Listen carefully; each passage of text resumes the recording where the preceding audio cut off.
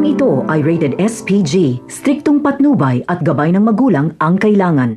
Magkakaroon ng salo-salo sa pamilya Guerrero kung saan bisita nila ang pamilya Mondragon. Sila ang pamilya ni Divina na makapangyarihan pagdating sa mundo ng sindikato.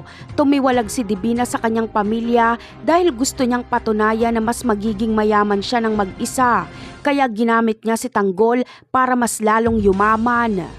Ang pamilya Mondragon ay ang bagong kasosyo ng mga Guerrero. Kakumpetensya nila sila Ramon.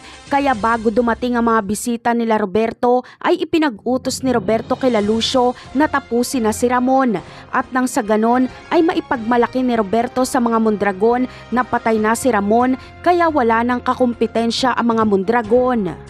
Kaya naman, dali-daling ang pumunta sila Lucio sa ospital para itumba si Ramon base sa utos ni Roberto. Pagdating nila doon ay kasalukuyang nagkakabarilan sila Tanggol at ang kapulisan.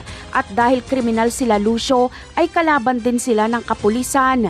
Kaya nahati ang pwersa nila Rigor. Iba ay lumaban kila Tanggol at ang iba ay lumaban kila Lucio.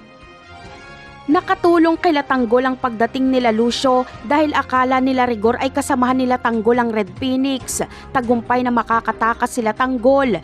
Dadalhin nila si Ramon sa kinaroroonan nila Fatima. Makakabalik sila Tanggol ng kumpleto at ligtas. Ang kailangan nila ay doktor na maggagamot kay Ramon habang nakatago ito. Napakarami pa nating dapat abangan sa mga susunod na episode. Paalam!